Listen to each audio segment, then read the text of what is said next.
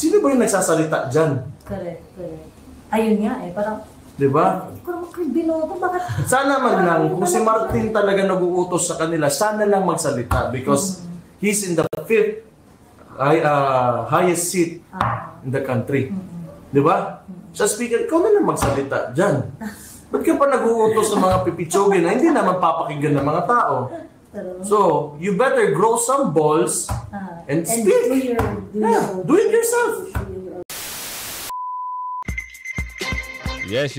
Magandang araw muli sa inyo mga kasama. Andito naman si Kuya Goods nagbabalik. At kung hindi ka pa nakasubscribe sa ating channel, pasubscribe na lang mo at hit mo na rin yung bell para updated ka naman sa ating mga video. Oh, ano meron? Aba. Oo, pero bago ang lahat ha. Magandang araw sa inyo lahat. No? Saan man kayo panig ng bansa, isang pagbati mula kay Kuya Goods, isang magandang araw. Ano ang ating pag-uusapan ngayon? Nako, ito na. Kailan to? Miyerkules daw. Ayon dito sa balita, tatalakayin na yung national budget. Aba. Abangan nyo rin sa video mamaya. Parang binabati ko si Senador Coco Pimentel dahil daw bakit daw hindi papatawag ang dating Pangulo para sa pangalawang hearing? Maraming nagre-react. Mamaya abangan nyo. Huwag nyo skip yung video. Huwag nyo ikakat yung video. Abangan nyo hanggang sa dulo. Pero bago natin talakayin yan, isang like, isang share, all good sa po tayo dyan. Kung hindi ka pa nga nakapag-subscribe, mag-subscribe ka na para hindi ka huli sa ating mga balita. Eto. Ano meron diyan, kuya? Pwede mo bang ikwento?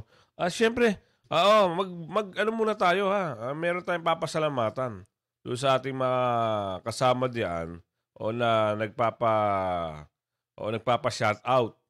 Sabi rito, shoutout po Socorro Dacalio. Salamat po ng marami.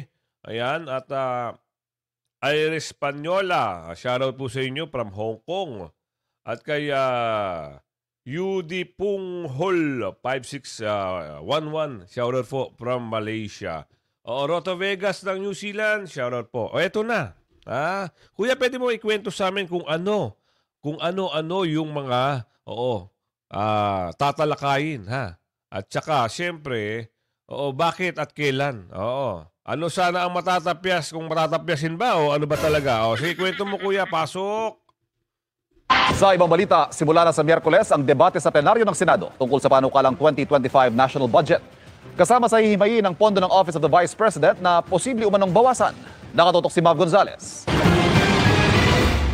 Ang mga pondo para sa flood control project at para sa PhilHealth na nagsabing may 500 billion peso excess funds sila ngayong taon, kabilang sa mga bubusisiin ng Senado sa kanilang plenary debate para sa mahigit 6 trillion pesos na proposed 2025 national budget. Sayang kung dadagdagan na naman natin yung pondo ng PhilHealth, hindi naman nila gagamitin sa 4% inflation.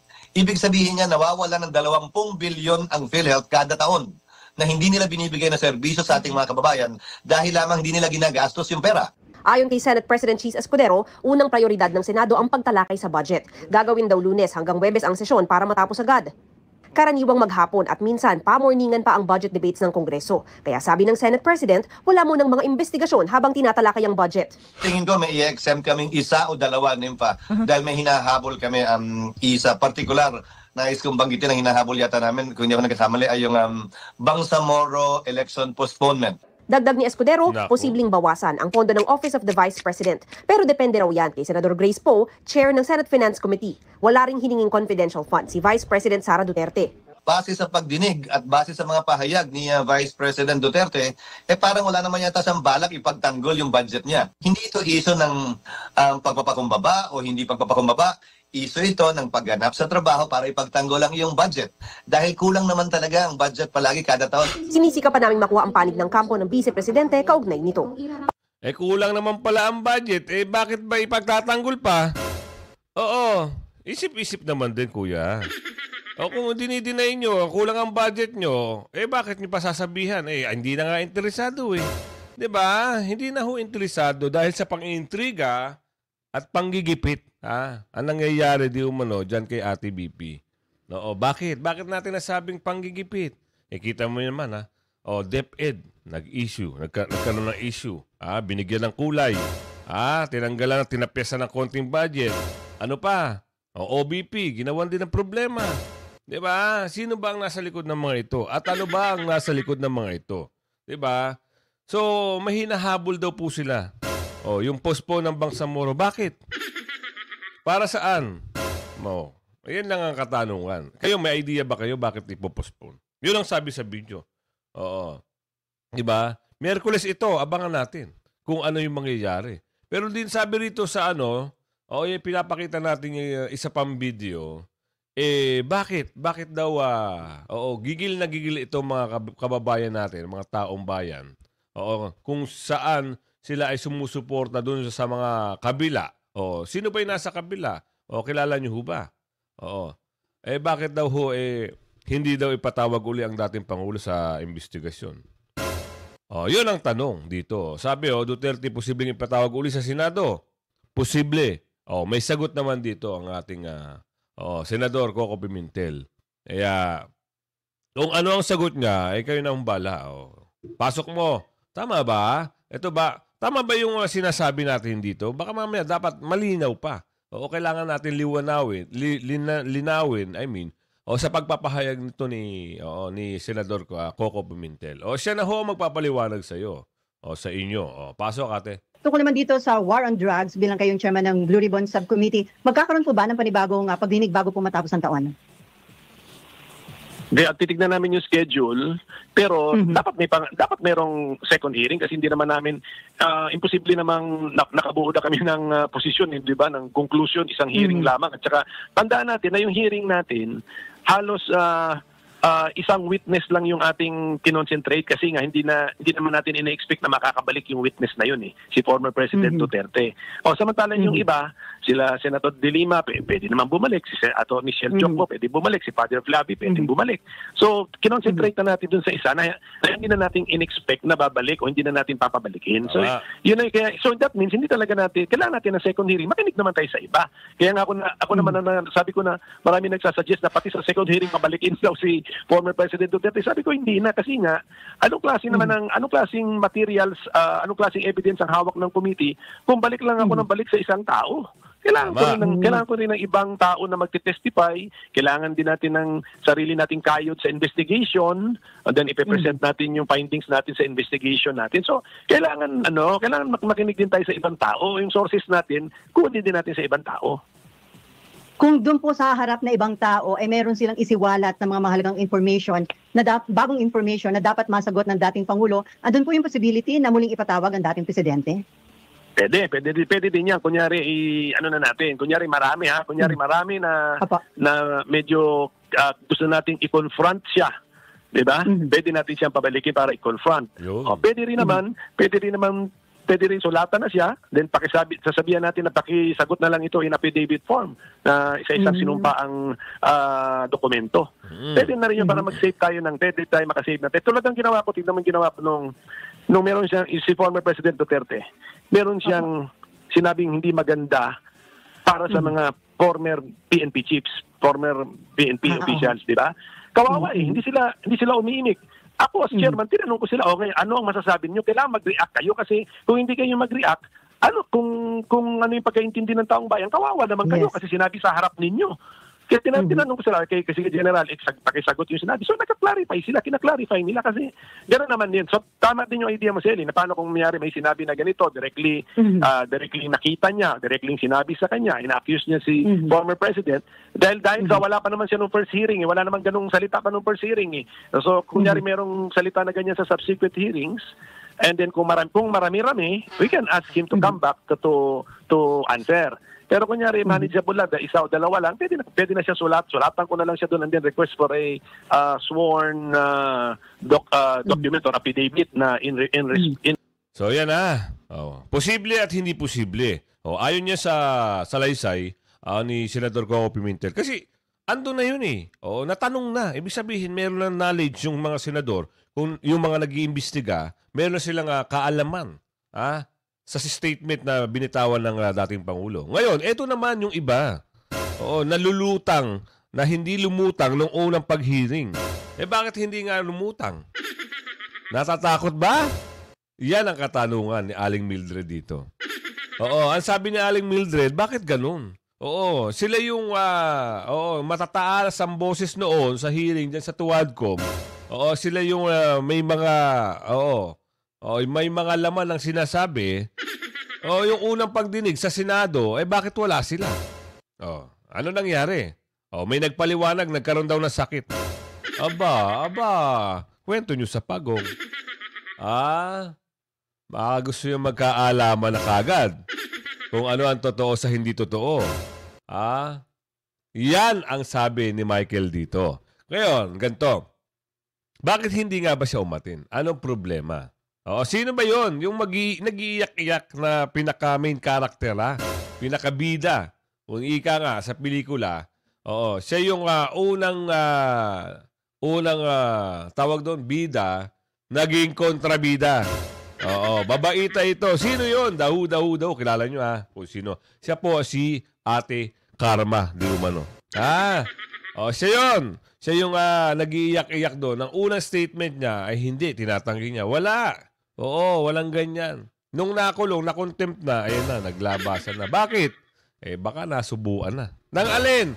Nang statement na hindi maganda. Yun, di ba? Ang sabi ni Kuya Michael. Ngayon, ano ba ang meron? Pag-usapan dito, talakayin dito, sino pa talaga ang nasa likod? Bakit ginagamit itong mga Tuwadcom ng isang tao, dalawang tao para sirain ang pamilyang Duterte? Ito yung video na sinasabi ko sa inyo. Bakit ganon? Bakit kailangan sirain? Takot ba talaga sila? Sino? Kung sino nakaupo ngayon? Takot ba sila ng mga Duterte pag nag-upuan, limas lahat ang mga kalokohan nila? Naniniwala ba kayo mga kasama? Oo. Kahit ako kasi naniniwala ako. Gusto ko magkaroon pa rin ng Duterte doon sa pamumuno. Gusto ko. Nagkamali nga lang ako bakit binoto ko yung isa. Alam nyo, maikwento ko lang bakit ko binoto yun. Sorry meron lang tayong Bakit ko binoto yun? Kaya ako naiboto yun dahil din kay Ate Sara. Oo. Sino ibaboto ko? Si Ate Sara yung gustong-gusto ko noon. Siyempre kung iboto ko yung iba, hindi na solid yun. Kaya binoto ko yun. Ngayon, mali. Nabudol. Pero babawi tayo. Babawi tayo in terms of malapit na ang eleksyon. So, yung mga partido at alam natin makakatulong sa susunod sa 2028 sa pamamagitan ng itong mga senador na mananalo na nasa partido ng dating Pangulong Duterte, sigurado malaking bagay yon para maipanalo natin kung sakaling tatakbo si Ate Sara. Kung sakali hindi natin siya madidiktahan dahil meron siyang sariling pag-iisip, meron siyang sariling desisyon, no? Kaya hindi natin saklaw ang kanyang buhay. No? Wala tayong karapatan na diktahan siya. Kung ano yung gusto niya, respetuhin natin. Eto, mabalik naman tayo dito. Duterte, inihintay ka na ng taong bayan. Sana merong isang Duterte ulit, na bumalik at gawin ulit yung ginawa ng kanyang ni former President Duterte. Gawin ulit yung ganun, no? Yung labanan ang mga nambababoy sa ating bansa, di umano. Eto na. Ipapasok ko na yung slide sa inyo. Kayo na bahala mag-analyze kung ano-ano yung mga pag-uusap dito. Sino ba ang nasa likod talaga ng mga Tuwadcom? At bakit nila ginagawa yan? Ate, Kuya Baste, pwede mo bang ikwento sa amin lahat? Ihayag nyo na. Alam ko dito sa video na ito, ilalabas nila kung ano yung mga hinaing. At siyempre yung mga hindi magandang bato sa kanila ng mga Tuwadcom na iyan. Di umano. So eto, pasok mo ate, kwento mo sa amin. Kasi, for example, the things that are doing by Dan Fernandez and Benny Abante, you know what? Why are we all affected by this Quadcom? Who are you representing? Di naman talaga tayo affected. Hindi ko naman kayo binoto. Hindi naman talaga affected. Yun lang gusto nilang isipin natin na affected. You know, ipapakita. No. well, Mayor, they are using public resources, diba? Well, in that sense, affected tayo, but are they really truly relevant? Yun nga. Trying to make themselves. Yung voice ba nila, does it really matter? Does it really reach the people in a way that we think about things, or we really consider things? Sino ba yung nagsasalita dyan? Correct. Ayun nga parang, Di ba? hindi ko naman binoto, bakit? Sana man lang, kung si Martin talaga nag-uutos sa kanila, sana lang magsalita because he's in the fifth highest seat in the country. Di ba? Sa speaker, ikaw na lang magsalita dyan. Ba't ka pa nag-uutos ng mga pipitsogin na hindi naman papakinggan ng mga tao? So, you better grow some balls and speak. Do it yourself. And to add, Mayor, po, no? Ngayon ko lang talaga napansin na sa entire life ko, ang Vice President binabastos ng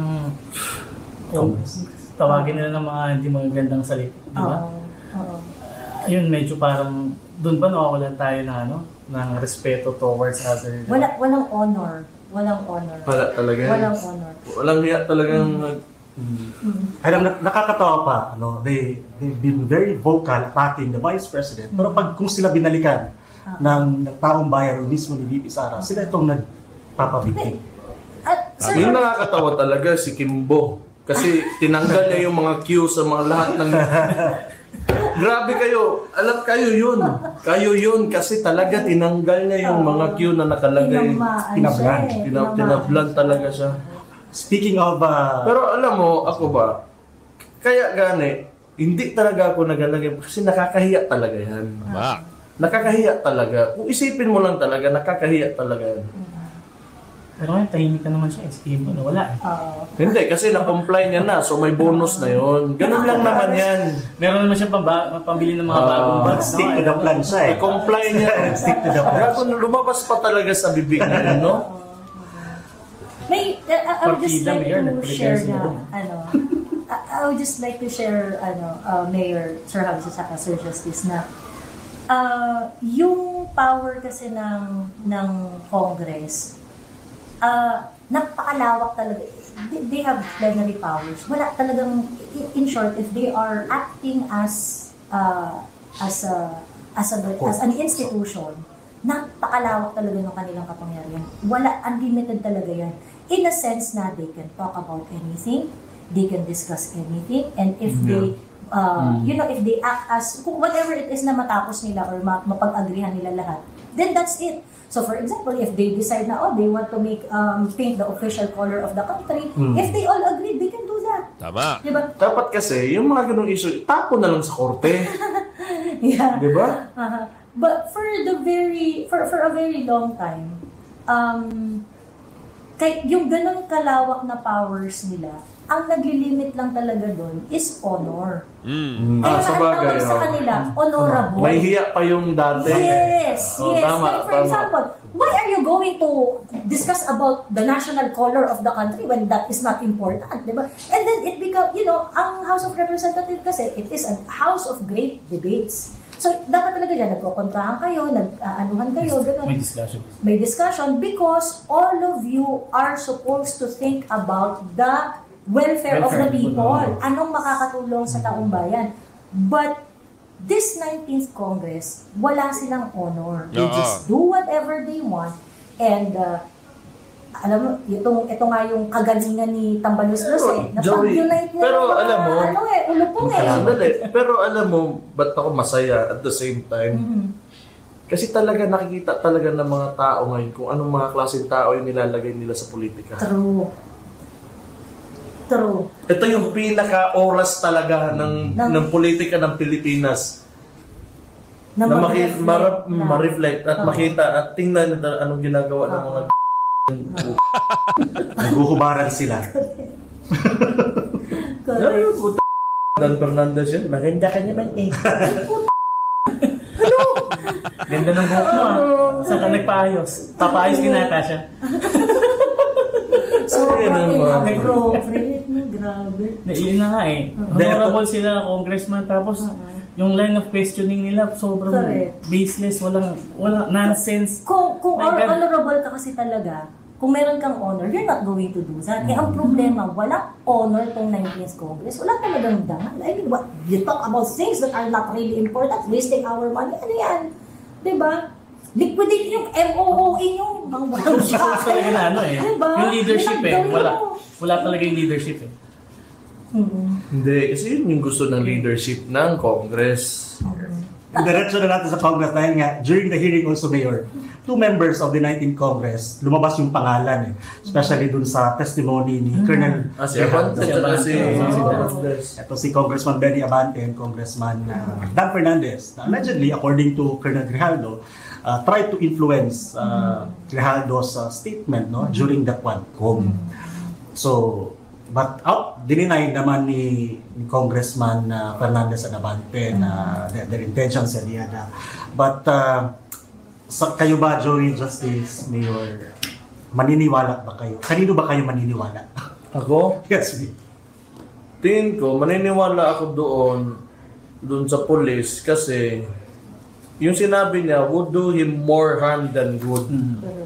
So, ibig sabihin nun, kahit masasaktan siya or pangit yung kalalabasan ng sinabi niya lang talaga, probably kasi kailangan niya talagang sabihin and yun yung totoo. Kasi ito naman yung mga dalawang congressman, magde-deny, it will do them more good than harm. So, tingin ko, dinidefend nila yung sarili nila. Dinidefend sa nila sarili nila. So, kung yan lang yung, kasi kung yung sa police na sinabi versus nung sinabi ng mga congressman, mas maniniwala ako sa police kasi wala naman siya makukuha doon sa sinabi niya talaga. Do you agree, Joey? Yeah, definitely. Kasi 4 years pa yung natitira sa career ni Colonel Grijaldo. 4 years, meaning hanggang 2028. And alam niya, hindi magiging happy yung administration sa sasabihin niya. Correct. At yung kanyang entire 4 years na natitira will be under the pleasure of the president ko this government ko.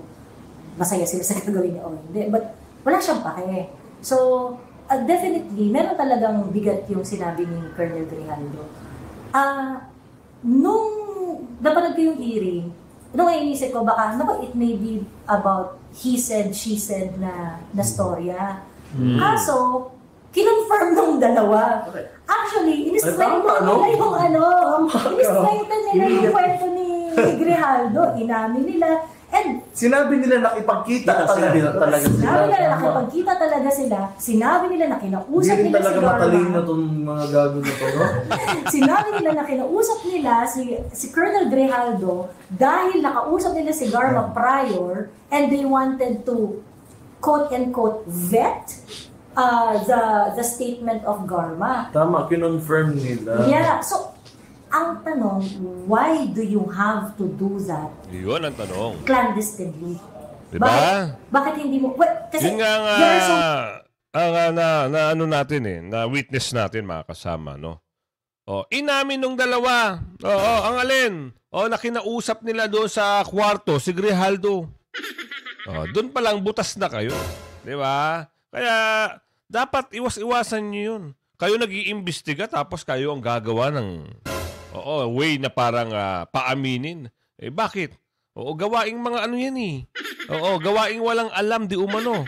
Yan ang sabi ni Aling Mildred dito. Hindi yung gawain ng mga maayos ang pag-iisip ng mga congressman. Gawain ng mga dorobong congressman yan di umano. Yon ha. Kaya eto, babalik tayo dito kay ate. So many ways to really, if they want to be transparent, Kasi sa ni Colonel Grijaldo, sa affidavit niya, pinatawag siya in the middle of quad hearing. Nilapitan siya ng security, dinala siya doon sa labas, pagkas pinapunta sila doon sa room, kung saan doon sila nag-meet nila, unang-una, kung gusto nila Dan Fernandez at saka ni Benny Abante na maging transparent, they could have requested during the proceeding na may we request that we are going to do an executive session with Mr. So it's on record that you are going to talk to him. Ganun, But- may minutes yun eh. Oo, Kailangan minutes nandun yun sa eh. dapat. And that could have saved them. Kung talagang wala silang bad intention. No, it's not secret. Sinabi namin yan during the procedure. But because Behind the scenes talaga. Behind the scenes siya ginawa, and I think magaling rin talaga to si Colonel Grijaldo kasi talagang it was a bit that these two idiots talk. And so nagsalita maghapon magdamag ng 2 araw after nung nilabas niya na repeating the same thing na yes, kinausap namin siya dahil resulta yun ng pakikipag-usap namin kay Garma, pagkatapos meron lang kaming gustong i-verify doon, ganyan. And parang open the Pandora's box. Yo.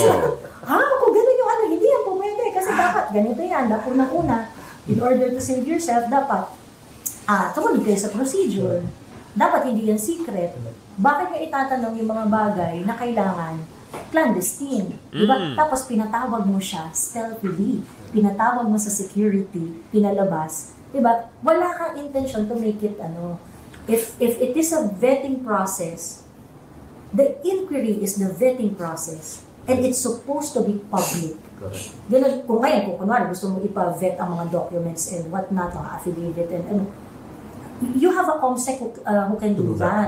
So, ang nangyari, dahil salita sila ng salita, dami-dami nilang mga explanation, binaon nitong ni Benny Abante at ni Dan Fernandez yung mga sarili nila doon sa mga sinabi nila na kinorroborate ang sinabi ni Colonel Grijaldo. I think, Joey, one of the headaches also of this congressman when that statement came out, napaka-detalyado kasi ng statement ni Colonel Grijaldo. Imagine, nung tumayo siya, pinatawag siya, the 2 police officers na na-meet niya pa sa labas.